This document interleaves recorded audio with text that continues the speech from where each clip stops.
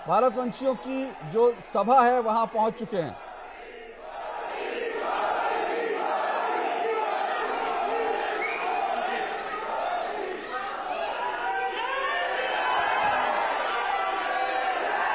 नरेंद्र मोदी जय श्री राम और मोदी मोदी के नारों से पूरा सभागार वहां गूंज गया। आप देख रहे हैं लोगों में उत्साह।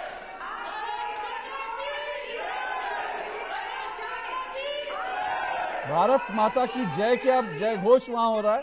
आप सभी से अनुरोध है कि आशीर्वाद के लिए खड़े हो जाएं।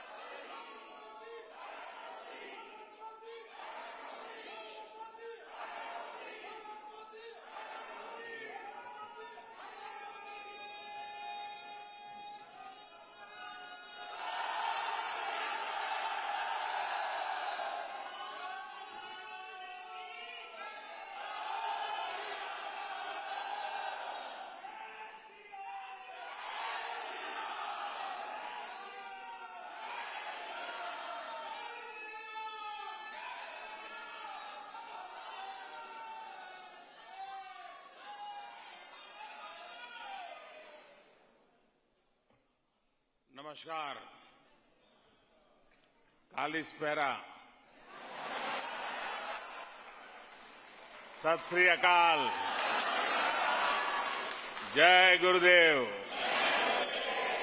बोलो धन गुरुदेव। जब जश्न का माहौल होता है, उत्सव का माहौल होता है, तो मन करता है कि जल्दी से जल्दी अपने परिवार के लोगों के बीच पहुंच जाए। मैं भी अपने परिवारजनों के बीच आ गया हूं।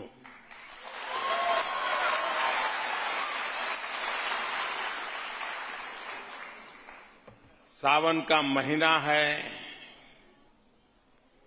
एक प्रकार से शिव जी का महीना है, और इस पवित्र महीने में देश ने फिर एक नई उपलब्धि हासिल की है। भारत चंद्रमा के डार्क जोन में, साउथ पोल में लैंड करने वाला दुनिया का पहला देश बन गया है।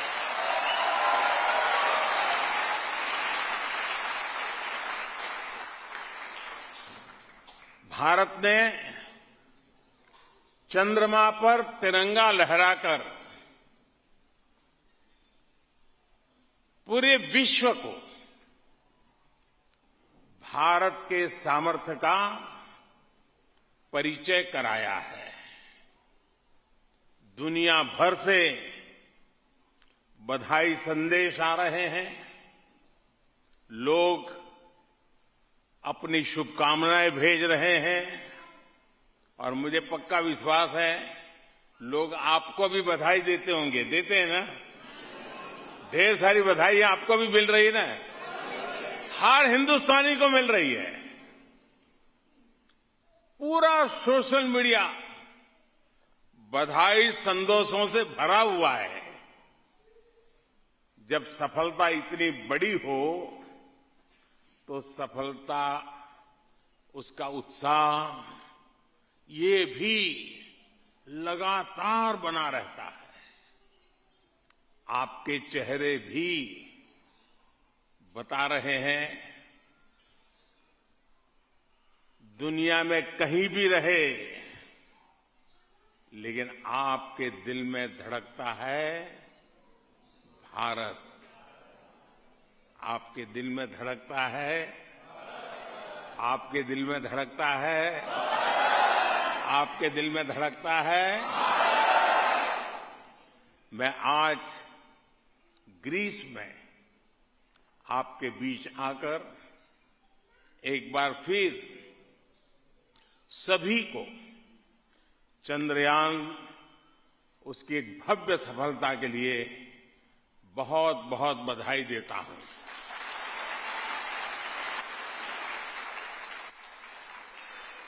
साथियों, हम लोग तो बचपन से सुनते आए हैं, चंद्रमा को तो हमारे यहां चंदा मामा कहा जाता है। क्या कहा जाता है?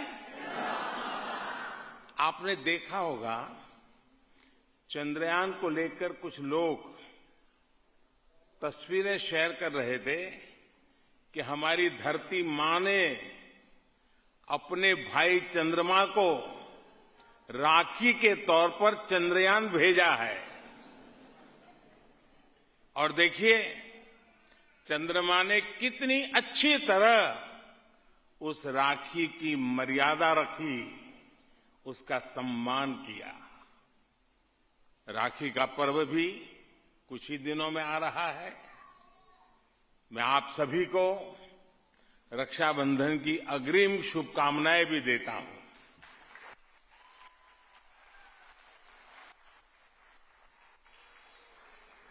मेरे परिवारजनों,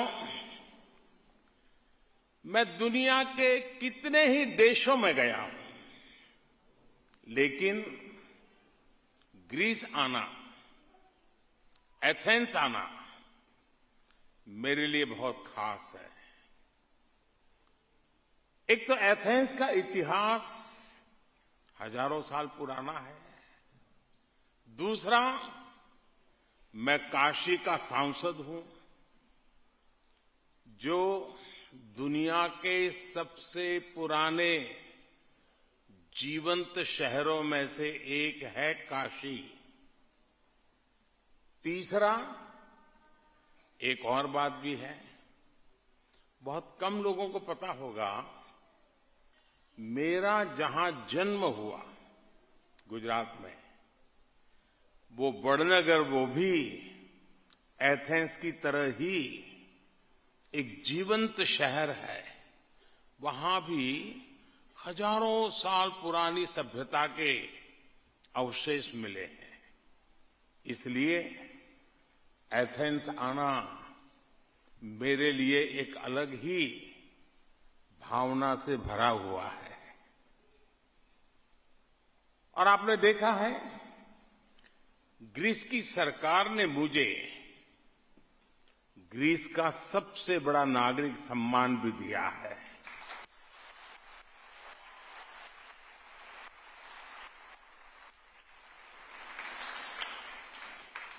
इस सम्मान के हकदार आप सब लोग हैं।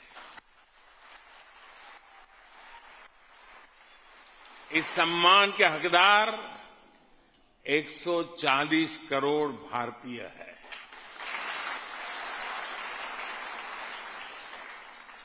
इस सम्मान को भी मैं मां भारती की सभी संतानों के चरणों में समर्पित करता हूं।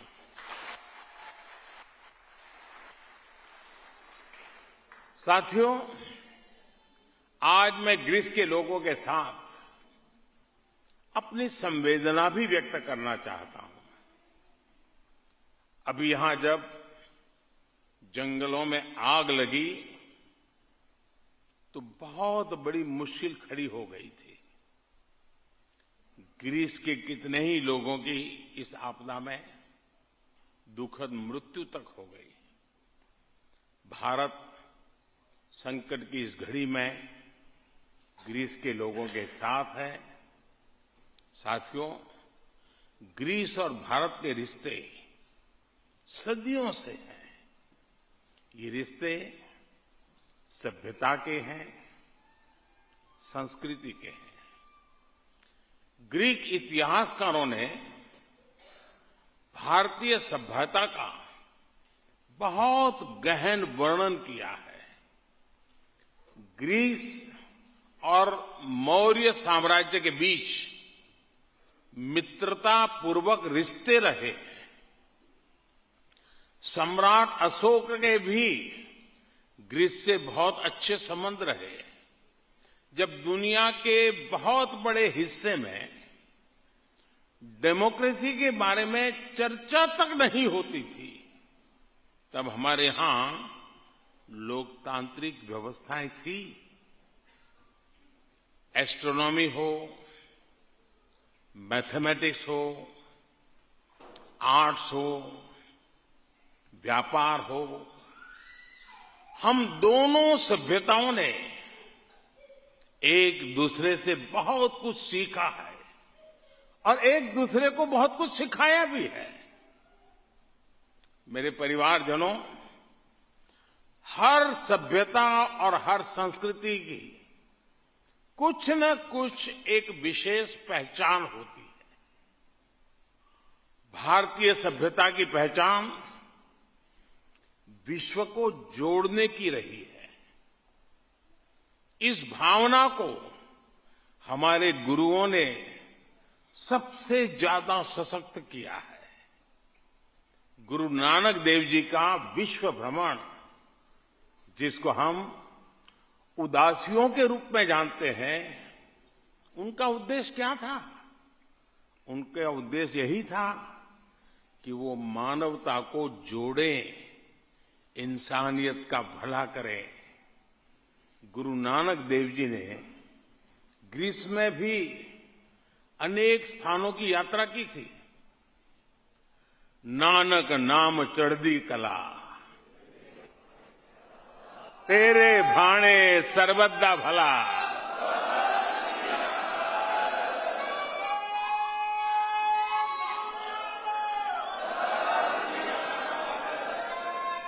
सबका भला हो, सबका हित हो, यही कामना तब भी थी और आज भी भारत इन्हीं संस्कारों को आगे बढ़ा रहा है। आपने देखा है कि कोरोना काल में कैसे भारत की दवाओं ने सप्लाई चेन को चलाए रखा, रुकावटें नहीं आने दी। Made in India corona vaccine ने दुनिया भर में करोड़ों करोड़ों लोगों का जीवन बचाया। कोरोना के इस काल में हमारे गुरुद्वारों में लंगर लगे, मंदिरों में भंडारे लगे, हमारे सिख नौजवानों ने मानवता की मिसाल पेश की।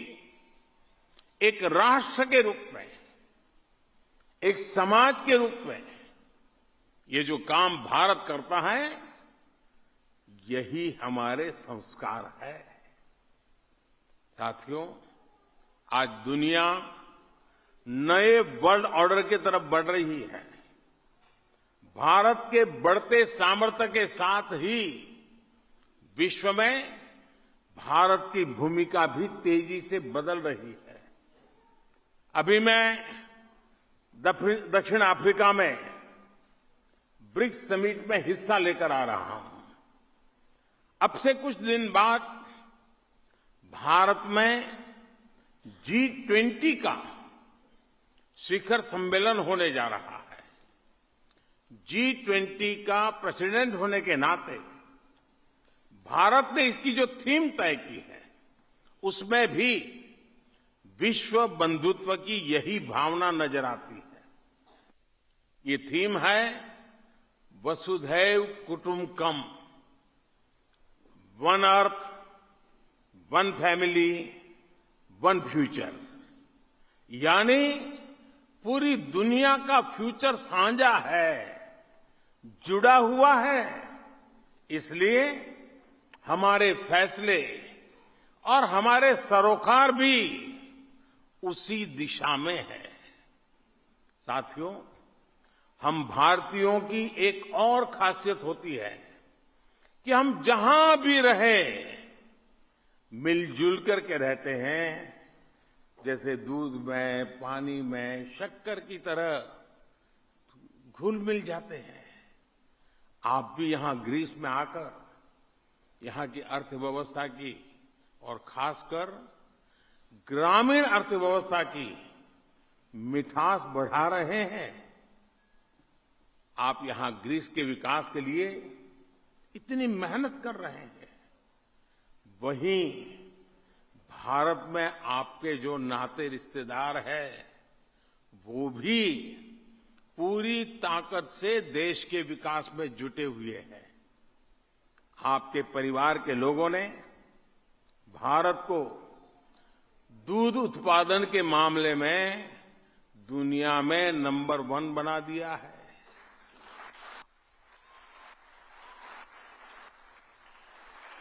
आपके परिवार के लोग भारत को धान, गेहूं, गन्ना, फल, सब्जियां, इन सभी के उत्पादन में दुनिया में दूसरे नंबर पर ले आए हैं। आज भारत उस स्केल पर काम कर रहा है जो 10-15 साल पहले तक अकल्पनीय लगते थे। भारत वो देश है जो दुनिया का नंबर 1 स्मार्टफोन डेटा कंज्यूमर है। भारत वो देश है जो इंटरनेट यूजर्स के मामले में दुनिया में दूसरे नंबर पर है। भारत वो देश है जो दुनिया का दूसरा सबसे बड़ा मोबाइल मैन्युफैक्चरर है।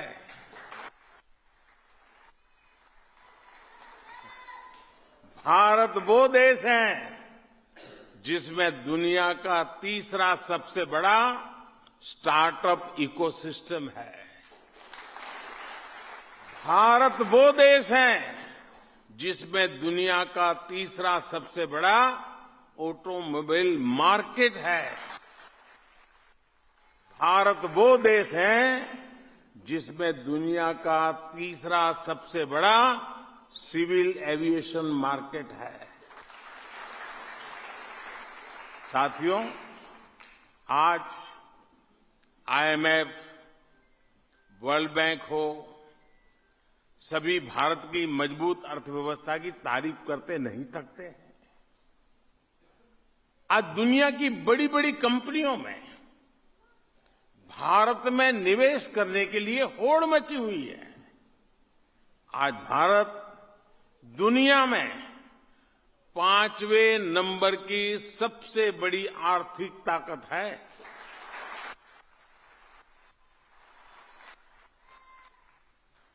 और हर बड़ा एक्सपर्ट कह रहा है कि अगले कुछ साल में भारत टॉप 3 में होगा।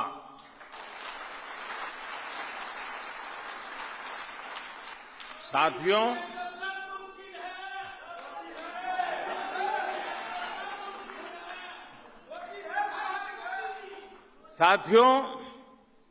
जब अर्थव्यवस्था तेजी से बढ़ती है तब देश गरीबी से तेजी से बाहर निकलता है। भारत में सिर्फ 5 साल में ही 13.5 करोड़ नागरिक गरीबी से ऊपर आ गए हैं।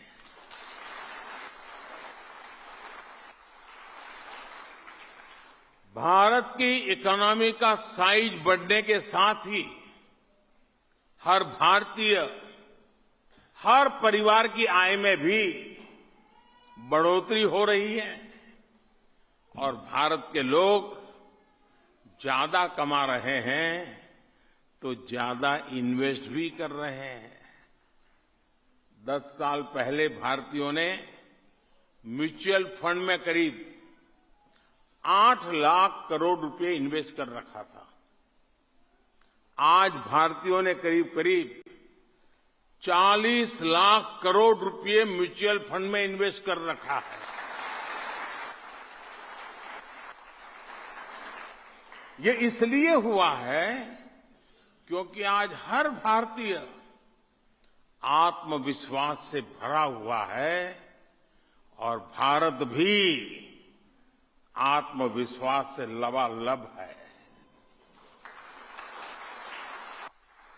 साथियों, आज का भारत अपनी साइंस, अपनी टेक्नोलॉजी, अपने इनोवेशन के दम पर दुनिया में छा रहा है।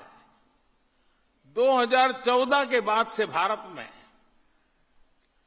25 लाख किलोमीटर, यह आंकड़ा जरा बड़ा लगेगा आपको, 25 लाख किलोमीटर ऑप्टिकल फाइबर बिछाया गया है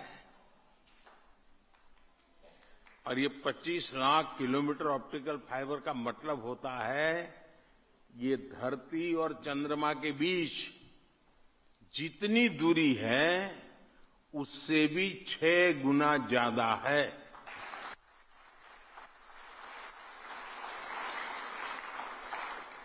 भारत आज दुनिया का वो देश है जिसने रिकॉर्ड समय में 700 से ज्यादा जिलों में 5G सर्विस पहुंचाई है और ये 5G टेक्नोलॉजी हमने कहीं से उधारी नहीं ली, इंपोर्ट नहीं की है, बल्कि ये पूरी तरह से मेड इन इंडिया है।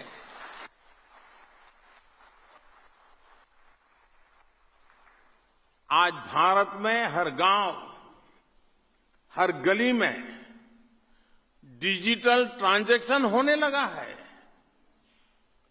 अमृतसर से लेकर आइजॉल तक आपको 10 रुपये का भी कुछ खरीदना हो तो आप उसका डिजिटल पेमेंट बहुत आसानी से कर सकते हैं। पिछले दिनों आप में से जो हिंदुस्तान गए होंगे आपने अनुभव किया है कि नहीं किया है? यही होता है ना, जेब में रुपयों की जरूरत नहीं, बस आपका मोबाइल फोन काफी है। साथियों, आज भारत जिस स्पीड और स्केल पर काम कर रहा है वो सुनकर भी हर हिंदुस्तानी का दिल और आपका दिल भी गदगद हो जाएगा। आपको जानकर गर्व होगा कि आज दुनिया का सबसे ऊंचा रेल ब्रिज आपके भारत में है।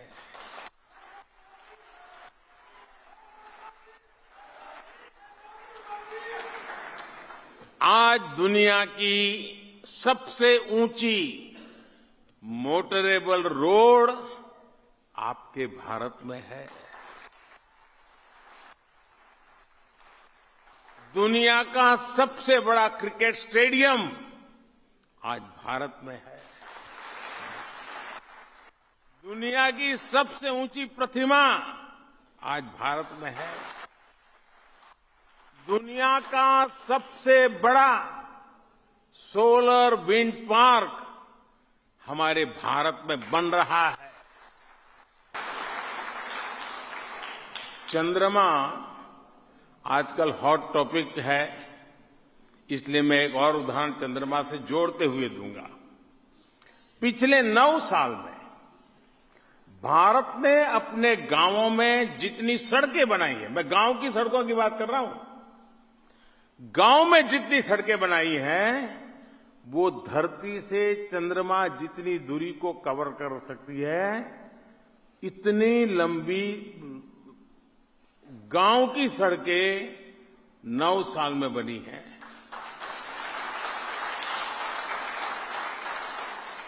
पिछले 9 साल में भारत ने जितनी रेल लाइनें बिछाई हैं, उनकी लंबाई 25,000 किलोमीटर से ज्यादा है।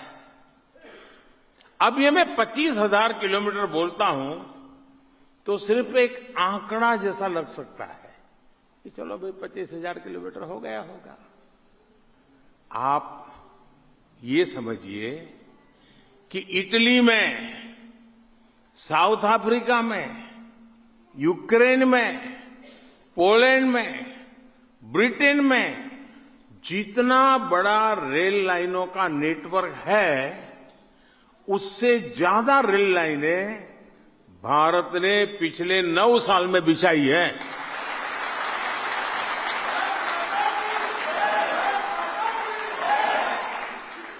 आज भारत अपने इंफ्रास्ट्रक्चर पर जितना खर्च कर रहा है, उतना पहले कभी नहीं किया गया।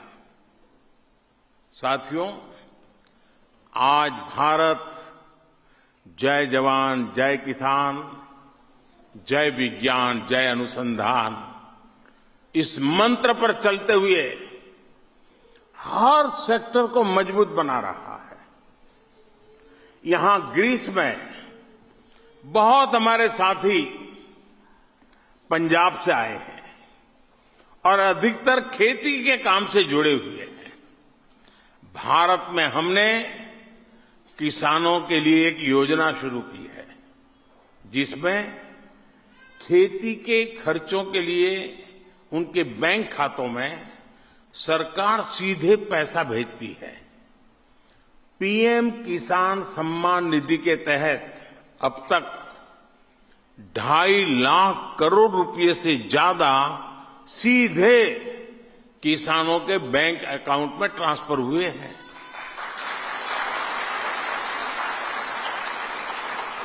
कुछ दिन पहले ही मैंने लाल किले से जो घोषणा की है, वो भी मैं आपके सामने फिर से एक बार कहना चाहता हूं। भारत अपने गांवों में रहने वाली बहनों को ड्रोन पायलट बनाने के लिए बहुत बड़ा अभियान शुरू करने जा रहा है।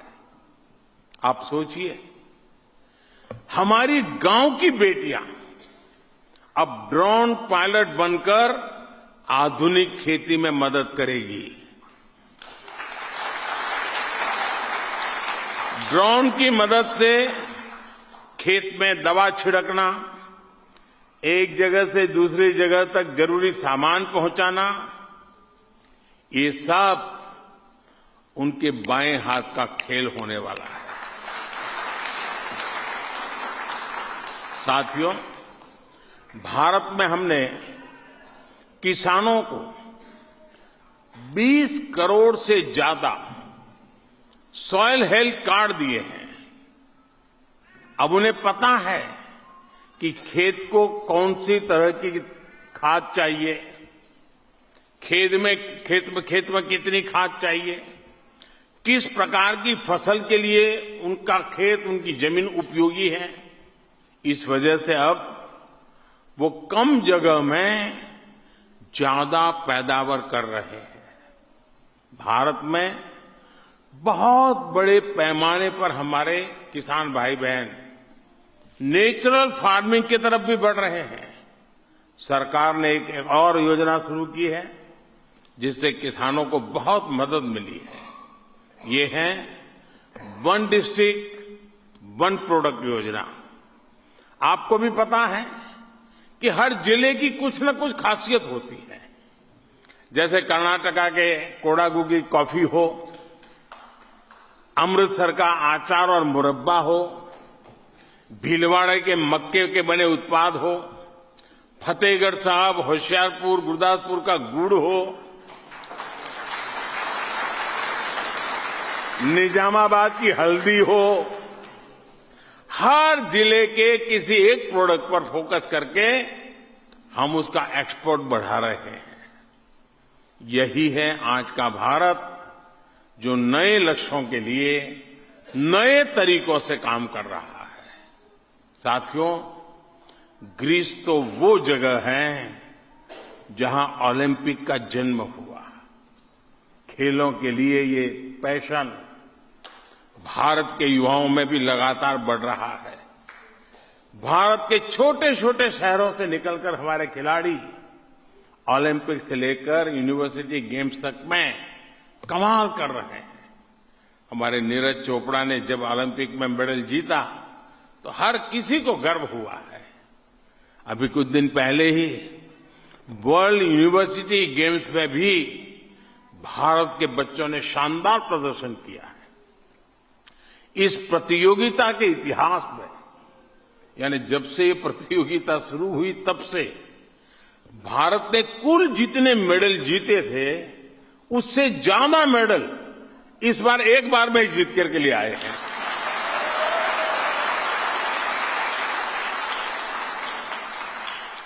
साथियों, आप ग्रीस में देखते रहे हैं कि कैसे यहां अपने कल्चर, अपनी पुरातन पहचान को संरक्षित किया जाता है। आज का भारत भी अपनी विरासत को सेलिब्रेट कर रहा है और उसे विकास से भी जोड़ रहा है। दुनिया का सबसे बड़ा, ठीक से सुना ना, दुनिया का सबसे बड़ा म्यूजियम युगे युगीन भारत अब दिल्ली में बनने जा रहा है।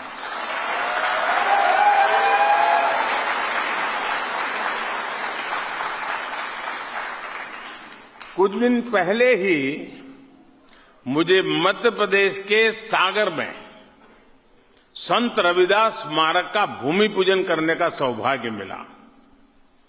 संत रविदास की शिक्षाओं से जनमानस को प्रेरित करने वाला एक क्षेत्र 50,000 से ज्यादा गांवों से लाई गई मिट्टी, 300 नदियों से निकाली गई मिट्टी से ये बन रहा है। आप कल्पना कीजिए कितना बड़ा अभियान चला है।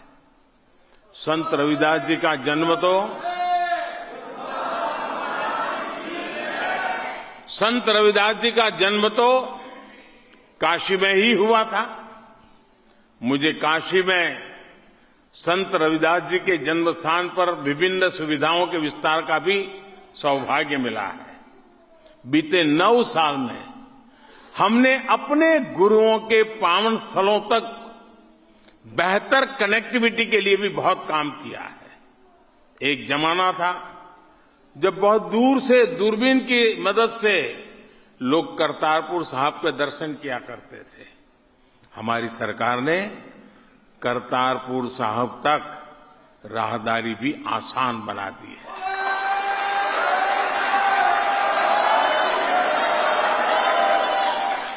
गुरु नानक देव जी का 550वां प्रकाश पर्व हो, गुरु तेग बहादुर जी का 400वां प्रकाश पर्व हो, गुरु गोविंद सिंह जी का 350वां प्रकाश पर्व हो, ऐसे पुण्य अवसरों को विश्व भर में मनाने के लिए हमारी सरकार ने पूरी श्रद्धा से काम किया है।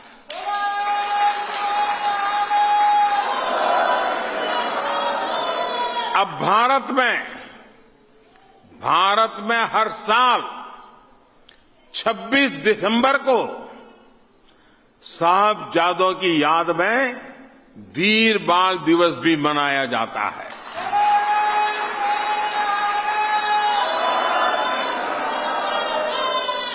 साथियों, भारत में फिजिकल, डिजिटल और कल्चरल कनेक्टिविटी का अमृतकाल शुरू हुआ है। मुझे पूरा विश्वास है आज जिस हेरिटेज को देखने भारत सहित दुनिया भर के लोग ग्रीस आते हैं, उसी प्रकार ग्रीस के, यूरोप के लोग भी ज्यादा से ज्यादा भारत आएंगे। आप भी अपने कार्यकाल में वो दिन देखेंगे।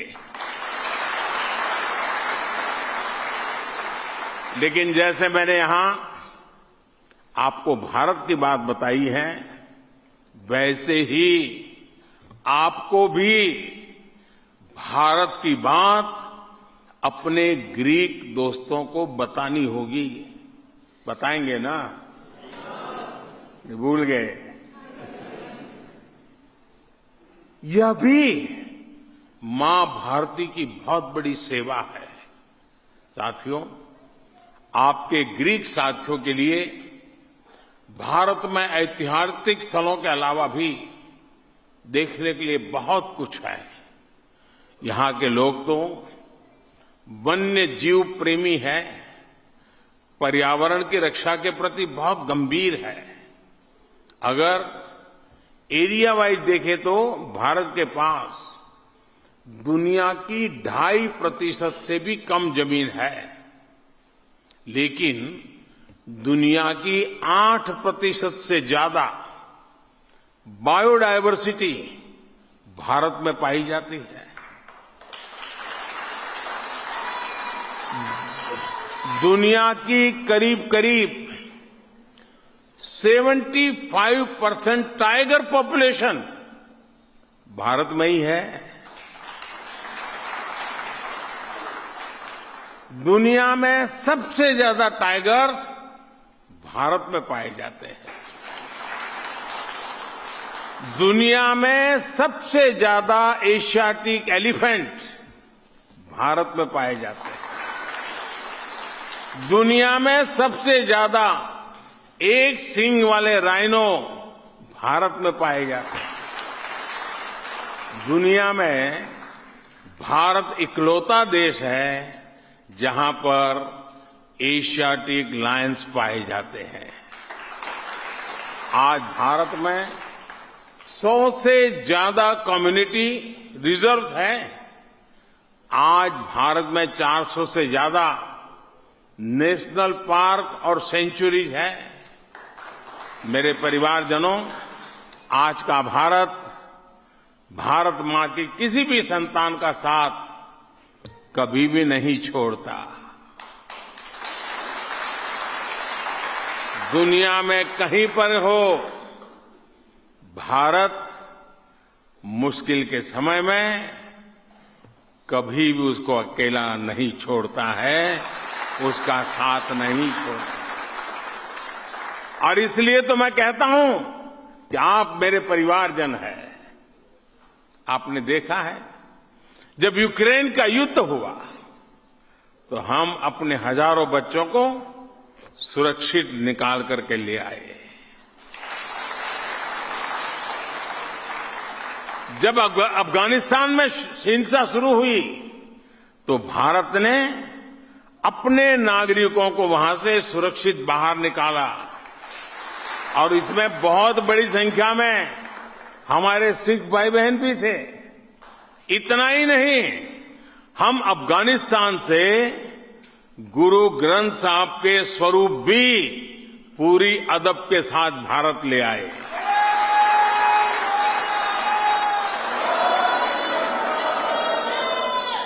दुनिया भर में फैले भारत के मिशंस अब आपके लिए सरकारी दफ्तर नहीं बल्कि अपने घर की तरह हो रहे हैं। यहां ग्रीस में भी भारतीय मिशन आपकी सेवा के लिए 24 घंटे तत्पर है। जैसे जैसे भारत और ग्रीस के रिश्ते गहरे हो रहे हैं, वैसे वैसे ग्रीस आना जाना और सरल होगा। व्यापार कारोबार करना और अधिक सहज होगा। हम सभी को दोनों देशों के बीच के रिश्तों को मजबूती देने के लिए हर संभव प्रयास करने हैं। साथियों, इतनी बड़ी तादाद में यहां आपका आना हर भारतवासी के मन में भी एक संतोष के भाव को जगाता है। एक बार फिर मैं आप सभी परिश्रमी साथियों का अभिनंदन करता हूं मुझे इतना प्यार देने के लिए मैं आप सबका आभार व्यक्त करता हूं और मेरे साथ बोलिए भारत माता की। दोनों हाथ ऊपर करके पूरी ताकत से बोलिए, हिंदुस्तान तक आवाज जानी चाहिए। भारत माता की, भारत माता की, भारत माता की। वंदे वंदे वंदे वंदे वंदे वंदे। बहुत बहुत धन्यवाद।